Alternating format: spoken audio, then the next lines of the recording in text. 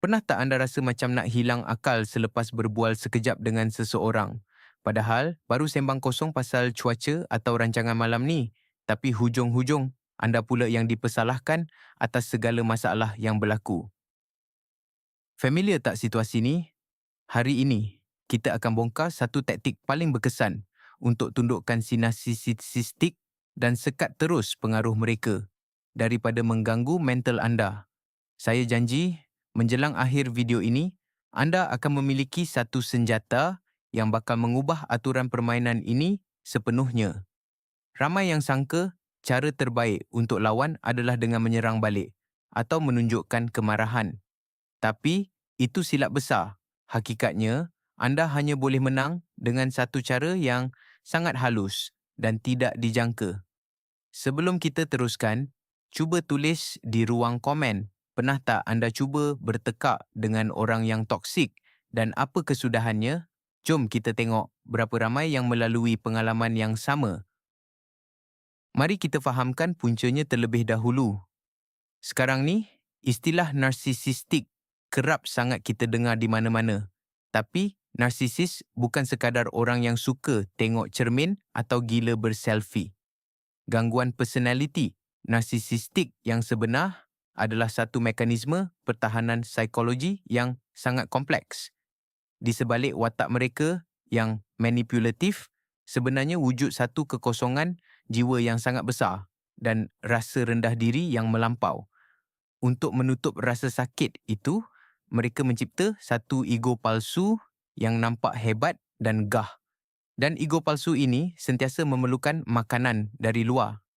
Pakar psikologi memanggilnya sebagai narcissistic resource atau sumber narsisistik.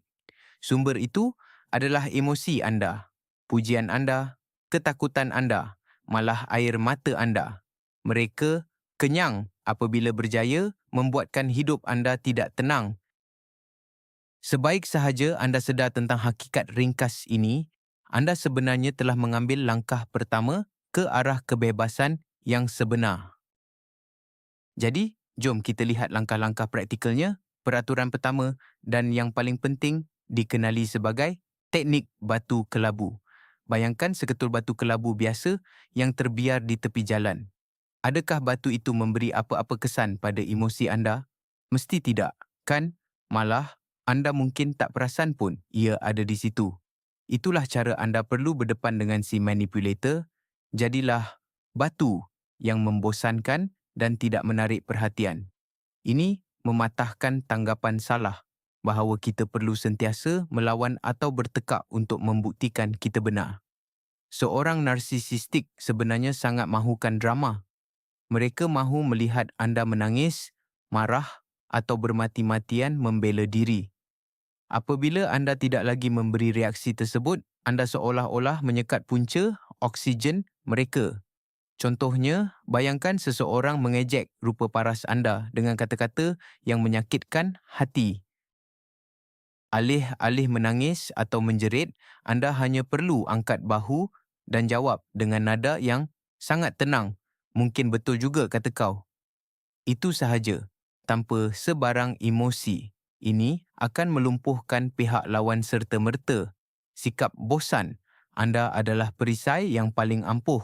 Tapi, bagaimana pula jika perasaan anda sudah tidak tertanggung dan mahu meledak keluar? Langkah kedua yang paling penting dalam melindungi diri anda adalah dengan membina sempadan peribadi yang kukuh. Anda perlu sedar sepenuhnya bahawa anda mempunyai hak untuk berkata tidak tanpa perlu memberikan sebarang penjelasan. Masalah utama apabila berhadapan dengan orang yang toksik adalah mereka tidak melihat sempadan anda sebagai satu peraturan. Sebaliknya, sebagai satu cabaran. Mereka akan terus cuba menceroboh ruang peribadi anda berulang kali. Di sinilah anda perlu menggunakan satu teknik ringkas, iaitu menyatakan akibat daripada tindakan mereka. Anda bukan sekadar meminta mereka berhenti bercakap kasar, tetapi anda menetapkan peraturan dan menyatakan tindakan yang akan anda ambil. Bayangkan situasi ini. Seseorang mula meninggikan suara dan menghina anda. Dengan tenang, Anda katakan, "Jika awak terus menjerit, saya akan beredar sekarang juga dan kita tidak akan bercakap selama 3 hari." Perkara yang paling penting di sini adalah anda benar-benar perlu beredar sekiranya mereka masih terus menjerit. Tanggapan bahawa orang dewasa sentiasa boleh berbincang secara baik akan gagal apabila berhadapan dengan golongan manipulator. Mereka tidak faham dengan kata-kata, mereka hanya faham melalui tindakan. Seterusnya, mari kita lihat elemen yang ketiga, iaitu prinsip kebuluran emosi. Seperti yang kita sedia maklum, seorang manipulator hidup dengan memancing reaksi anda. Namun, apa sebenarnya yang berlaku di sebalik proses ini? Apabila anda cuba menunjukkan kepada seorang narsisis bahawa anda sedang terluka, anda sebenarnya sedang melakukan kesilapan yang sangat besar. Anda mungkin menyangka bahawa anda sedang merayu kepada sifat empati atau hati nuraninya. Namun hakikatnya, pada saat itu, dia hanya melihat bahawa dia mempunyai kuasa mutlak ke atas diri anda. Dia hanya perlu menekan butang yang betul dan anda akan menangis. Bagi dia, itu adalah satu kemenangan besar. Oleh itu, mengehadkan maklumat tentang kelemahan anda adalah perkara yang sangat penting. Jangan sesekali berkongsi ketakutan atau keraguan paling dalam anda dengan orang seperti ini.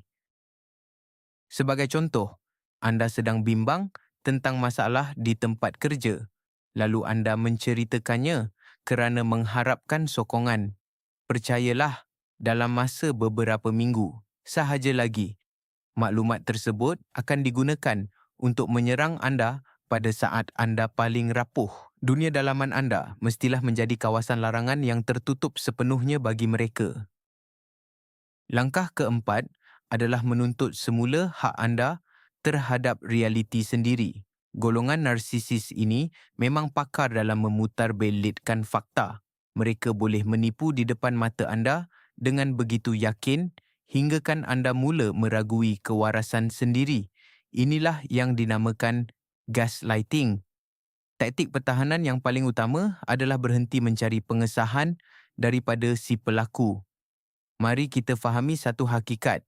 Anda tidak akan pernah dapat membuat mereka mengaku bahawa mereka berbohong. Mereka akan tetap mempertahankan penipuan itu habis-habisan.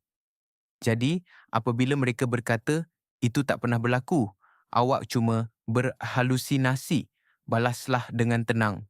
Saya ingat situasi itu secara berbeza dan saya percaya pada ingatan saya. Titik.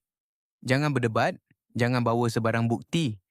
Keyakinan anda terhadap kebenaran tidak sepatutnya bergantung pada persetujuan mereka. Bayangkan, anda sedang melihat sebiji ipal hijau, tetapi ada orang berkeras mengatakan ia berwarna biru.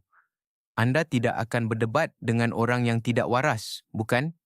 Anda cuma perlu tahu dan yakin bahawa ipal itu memang berwarna hijau. Langkah kelima dalam membina benteng pertahanan kita adalah dengan berhenti memberi alasan.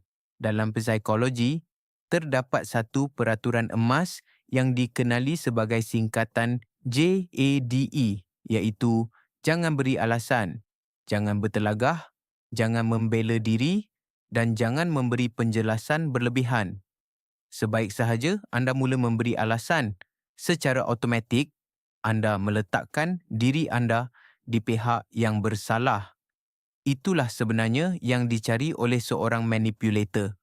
Mereka melontarkan soalan provokatif bukan kerana mahu tahu jawapannya, tetapi sengaja mahu membuatkan anda rasa tidak tenang dan terpaksa mempertahankan diri. Sebagai contoh, jika anda ditegur, "Kenapa awak masih tak buat macam yang saya minta?" Jika anda mula menjelaskan sebab-sebabnya, anda sebenarnya sudah pun kalah. Sebaliknya, gunakan teknik mengambil alih inisiatif. Balas dengan soalan, "Kenapa perkara ini nampak begitu penting buat awak sekarang?" Atau cukup sekadar berkata, "Saya buat keputusan ini kerana bagi saya, ini adalah tindakan yang betul." semakin kurang kata-kata yang anda gunakan untuk menjelaskan tindakan anda. Semakin kurang peluang yang anda berikan kepada mereka untuk memanjangkan konflik tersebut. Bahagian keenam adalah tentang seni mendiamkan diri. Kita sering menganggap bahawa dalam perbualan tidak boleh ada jeda. Kononnya, diam itu tanda lemah atau buntu. Namun, apabila berhadapan dengan orang yang toksik, diam itu sebenarnya adalah senjata utama anda. Apabila seorang narsisis melemparkan tuduhan, melulu atau cuba memulakan pergaduhan, mereka mengharapkan reaksi pantas daripada anda. Jangan berikan. Sebaliknya, biarkan mereka menunggu. Pandang tepat ke mata mereka, tarik nafas perlahan-lahan dan diam sahaja selama 10 saat.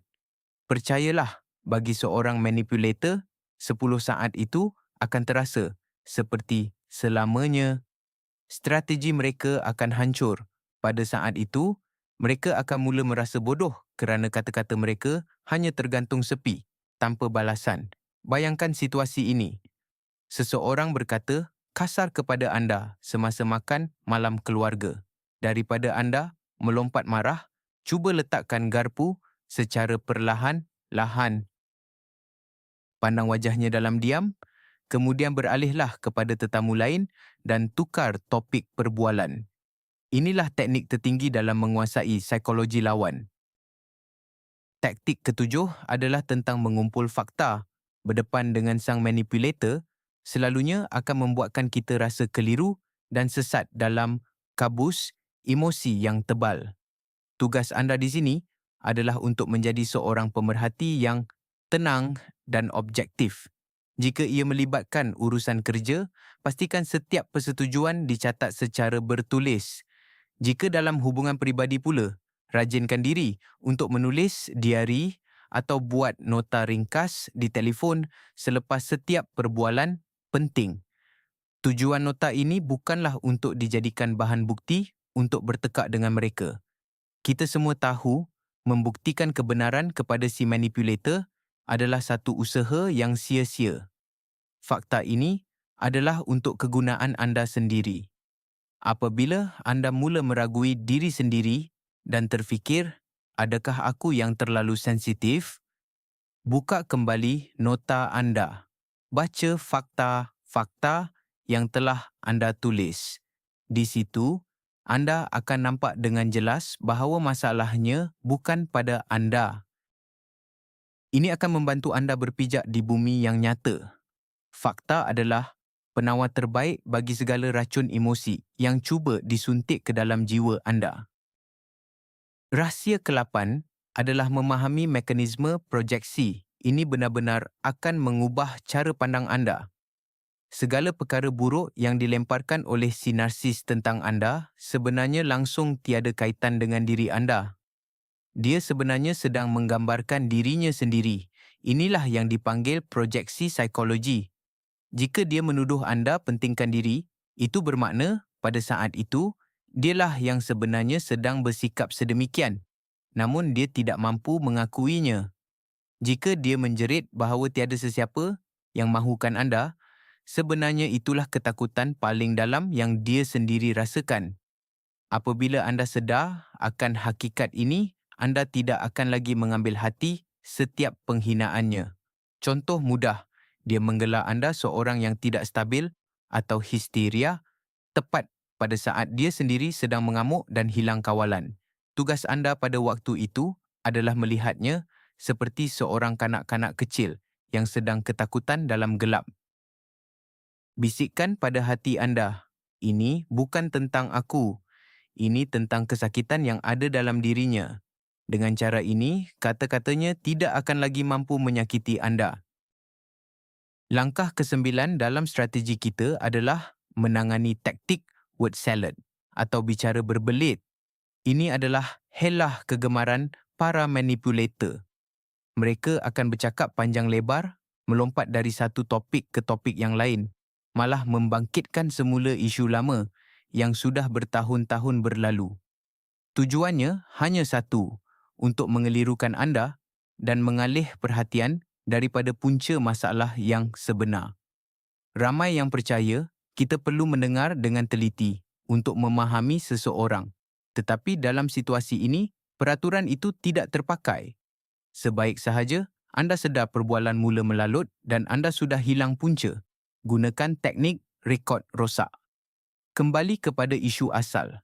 Katakan begini, itu memang menarik, tetapi sekarang kita sedang membincangkan isu yang ini. Ulangi ayat tersebut seberapa banyak kali yang perlu. Jangan biarkan diri anda terperangkap dalam putaran kata-kata mereka. Kekal fokus pada satu perkara sahaja. Taktik ke-10 adalah tentang bagaimana anda memandang permohonan maaf. Anda perlu lupakan terus keinginan untuk mendengar kata maaf yang ikhlas daripada seseorang yang mempunyai sifat narsistik yang kuat. Kalau mereka meminta maaf sekalipun, ia biasanya kedengaran seperti satu sindiran. Contohnya, saya minta maaf kalau awak terlalu sensitif atau maaf ya kalau awak salah faham maksud saya. Ini bukan permohonan maaf yang sebenar. Ini adalah tuduhan yang terselindung.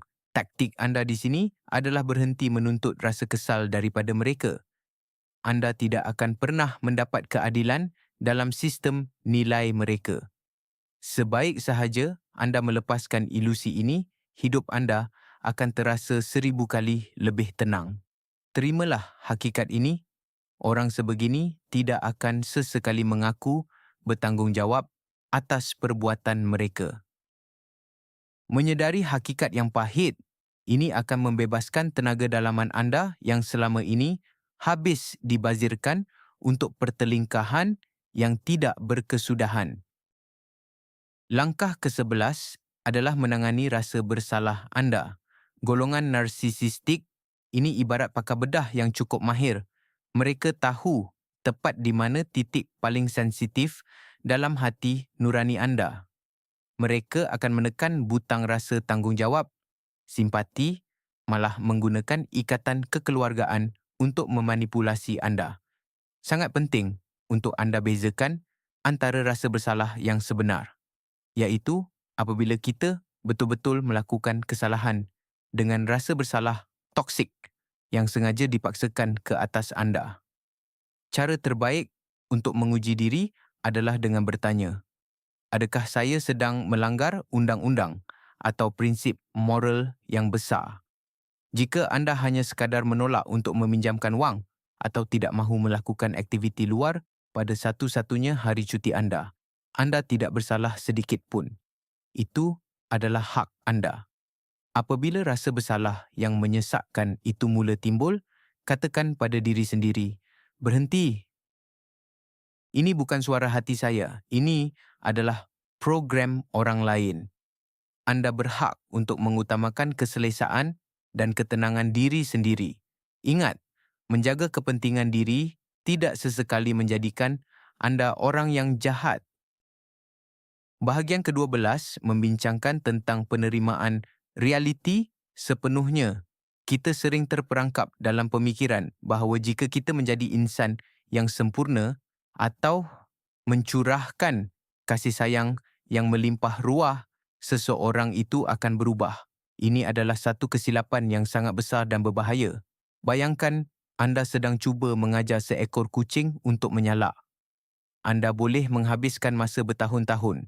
Anda boleh marah atau menangis semahu-mahunya, namun kucing itu tetap tidak akan menyalak. Sifat narsistik adalah struktur personaliti yang sangat mendalam. Ia tidak akan berubah hanya kerana cinta atau pujuk rayu anda. Taktik utama anda adalah berhenti mengharapkan keajaiban. Lihatlah individu itu seadanya, tanpa sebarang kaca mata merah jambu. Nilailah dia melalui perbuatannya, bukannya kata-kata manis atau angan-angan anda tentang masa depan bersama. Apabila anda mula menerima kenyataan yang sebenar, keinginan untuk mengubah orang itu akan hilang dengan sendirinya. Pada saat itulah, anda akan mula berfikir tentang perkara yang lebih penting, iaitu bagaimana untuk melindungi diri anda sendiri. Langkah ke-13 dalam sistem pertahanan anda adalah membina rangkaian sosial yang selamat. Orang yang toksik akan sentiasa cuba memencilkan mangsa mereka. Mereka akan mula mengkritik kawan-kawan anda, melaga-lagakan anda dengan ahli keluarga dan cuba meyakinkan anda bahawa hanya merekalah satu-satunya orang yang ikhlas mahukan yang terbaik untuk anda. Tujuannya mudah, supaya anda hilang berpijak di bumi yang nyata dan tidak mempunyai sesiapa pun untuk mengadu nasib. Sebab itulah, keutamaan hidup anda sekarang adalah untuk terus mengekalkan dan mengukuhkan hubungan dengan orang yang rasional serta positif. Carilah mereka yang boleh memberikan pandangan yang jujur dan objektif. Kadangkala, anda hanya perlu menceritakan situasi anda kepada orang luar untuk menyedari hakikatnya. Apabila mereka berkata, dengar sini, apa yang mereka buat pada kau ni sangat tidak normal, itulah masanya anda akan tersedar. Sokongan luar inilah yang akan menjadi sauh agar anda tidak hilang pertimbangan apabila si pemangsa cuba meyakinkan bahawa kononnya andalah yang tidak stabil. Jangan sesekali biarkan mereka memutuskan hubungan anda dengan dunia luar. Strategi ke-14 mengajar kita cara untuk mengenali serangan yang terselindung. Bukan semua manipulator itu jenis yang suka menjerit atau agresif secara terang-terangan. Ada satu kategori yang dipanggil narsistik terselindung atau vulnerable narcissist. Mereka biasanya berlagak seperti mangsa yang sentiasa teraniaya. Mereka akan kerap mengeluh, menunjukkan wajah yang sayu dan sengaja berlakon seolah-olah anda telah mengguris hati mereka. Tujuan utama mereka adalah untuk membuatkan anda rasa bersalah supaya anda sentiasa sibuk melayan dan memuaskan hati mereka. Taktik pertahanan yang paling berkesan adalah mudah. Jangan sesekali cuba menyelamatkan sesiapa yang tidak meminta bantuan secara terus. Jika seseorang itu hanya duduk bermasam muka dan membisu, biarkan sahaja. Jangan tanya, kenapa ni? Atau, ada saya buat salah ke? Bertenang dan teruskan urusan anda seperti biasa. Jika mereka benar-benar mahukan sesuatu, biarlah mereka menyatakannya dengan jelas melalui kata-kata seperti seorang dewasa. Mengabaikan sikap pasif-agresif sebegini adalah cara yang paling ampuh untuk mematikan taktik mereka. Langkah ke-15 adalah bersedia untuk berdepan dengan fitnah.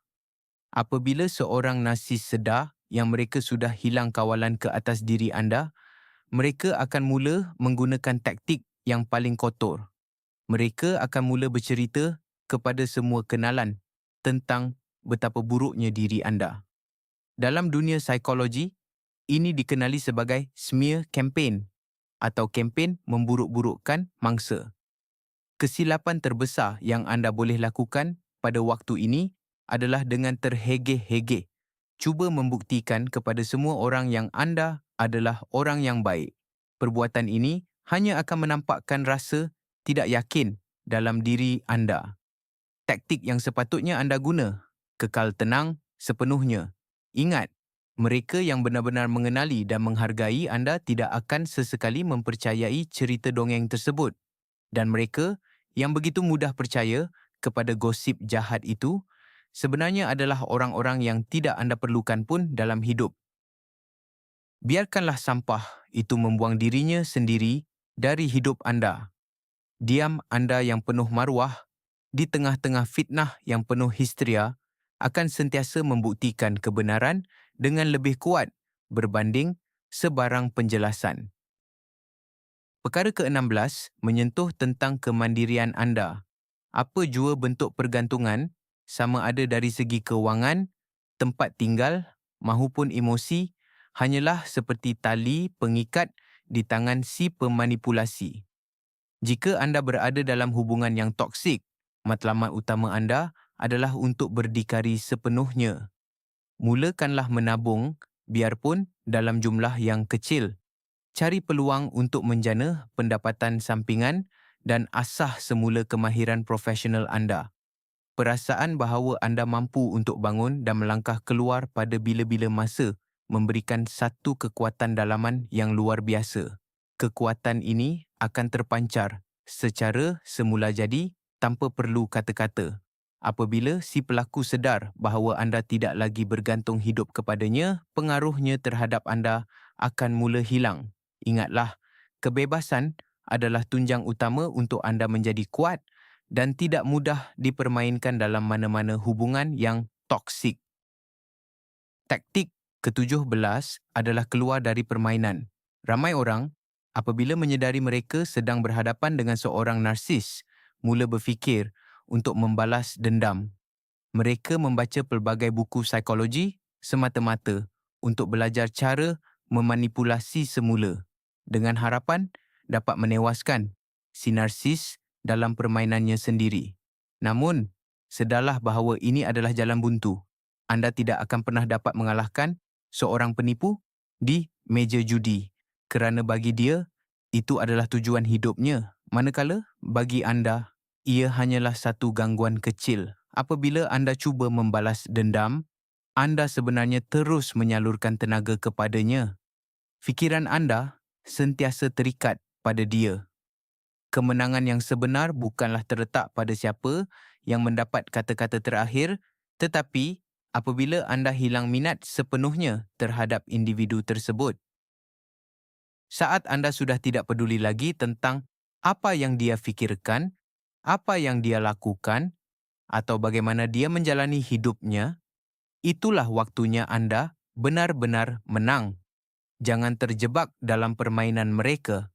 Cukup sekadar melangkah keluar dan tinggalkan padang permainan itu. Langkah ke-18. Kenali fasa sugar show atau lakonan manis mereka.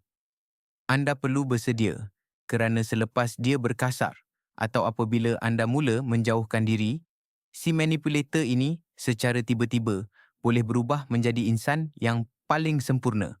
Dia akan mula memberi hadiah, menabur kata-kata indah dan bersumpah kononnya dia sudah sedar akan kesilapannya.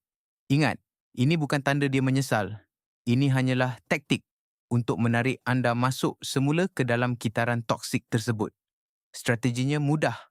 Nikmati saja segala kemanisan yang diberikan. Tetapi jangan percaya sepatah pun kata-katanya. Lihatlah situasi ini secara menyeluruh. Tanya pada diri sendiri. Sampai bila agaknya lakonan sempurna ini akan bertahan? Realitinya, fasa manis ini akan menjadi semakin singkat, manakala ledakan emosinya selepas ini akan menjadi jauh lebih agresif. Jangan biarkan lakonan manis ini memadamkan memori anda tentang segala perbuatan buruk yang telah dia lakukan baru-baru ini. Kekal tenang dan teruskan berfikir secara waras. Unsur ke-19 adalah tentang memindahkan fokus perhatian sepenuhnya kepada diri sendiri. Selepas bertahun-tahun berada dalam hubungan yang toksik, anda sudah terbiasa memerhati dan menjaga hati orang lain. Setiap kali bangun tidur, perkara pertama yang terlintas di fikiran adalah bagaimana mood dia hari ini. Strategi utama anda sekarang adalah memusingkan kembali lampu perhatian itu 100% ke arah diri sendiri. Mula tanya diri sendiri, apa yang saya mahukan sekarang? Apa yang saya rasa? Apa sebenarnya keperluan saya? Daftarlah ke mana-mana kursus, cari hobi baharu dan mula jaga kesihatan. Semakin banyak ruang dalam hidup anda diisi dengan minat sendiri, semakin sedikit ruang yang tinggal untuk si manipulator. Anda perlu menjadi watak utama dalam filem kehidupan anda sendiri. Biarkan semua orang toksik itu menjadi sekadar pelakon tambahan yang tidak penting di latar belakang. Dan akhirnya, langkah ke-20. Inilah taktik yang paling penting, paling drastik dan paling berkesan dalam segala hal. Peraturan putus hubungan sepenuhnya. Jika keadaan mengizinkan, anda perlu memadamkan individu ini terus daripada hidup anda buat selama-lamanya, sekat dia di semua media sosial, di telefon Dan jangan layan sebarang mesej, biarpun dia menghantarnya melalui burung merpati sekalipun. Sekiranya anda terpaksa berhubung kerana urusan anak-anak atau kerja, gunakan mod hubungan minimum. Berkomunikasi hanya atas urusan penting dengan nada yang formal dan ringkas. Sebaik-baiknya, berhubung melalui tulisan sahaja. Tak perlu lagi ucapan selamat hari raya, selamat hari jadi atau bertanya khabar tentang kesihatan mereka. Ini bukan satu tindakan yang kejam. Ini adalah langkah pembersihan emosi yang wajib dilakukan demi menyelamatkan kewarasan anda. Hanya apabila anda menjauhkan diri sepenuhnya daripada sumber toksik ini, barulah jiwa anda boleh benar-benar pulih dan anda mampu memulakan hidup yang baru. Sekarang, kita sudah sampai ke bahagian yang paling penting, detik yang mengubah segalanya. Apa persamaan antara kesemua 20 langkah yang kita bincangkan tadi? Sebenarnya, taktik yang paling berkesan untuk berhadapan dengan seorang narsis bukanlah dengan melawan mereka. Rahsia sebenarnya adalah dengan berhenti daripada menjadi mangsa yang mudah untuk mereka permainkan. Pemenang yang sebenar bukanlah orang yang menjerit paling kuat atau mempunyai hujah yang paling hebat. Pemenang adalah mereka yang enggan terlibat langsung dalam permainan kotor ini. Apabila anda mula mengetepikan emosi, menetapkan sempadan yang tegas dan kembali fokus kepada kehidupan anda sendiri, si manipulator akan kehilangan seluruh kuasanya. Mereka akhirnya akan menjadi sekadar bunyi bising di latar belakang yang langsung tidak menarik. Kesimpulannya, jadilah seperti batu kelabu yang membosankan. Percayalah hanya kepada apa yang anda lihat dan fakta yang ada, dan jangan sesekali cuba membela diri atau memberi alasan. Ketenangan jiwa anda adalah senjata yang paling ampuh. Terima kasih banyak kerana menonton video ini sehingga tamat. Saya sangat berharap ilmu ini dapat membantu anda melindungi diri sendiri. Pastikan anda melanggan saluran ini dan tekan butang suka jika video ini bermanfaat. Sokongan anda sangat membantu kami untuk menghasilkan lebih banyak konten yang berkualiti. Dan akhir sekali, cuba tulis di ruangan komen antara 20 perkara tadi, yang mana satu yang anda rasa paling mencabar untuk diamalkan dalam kehidupan sebenar. Jom kita bincangkan bersama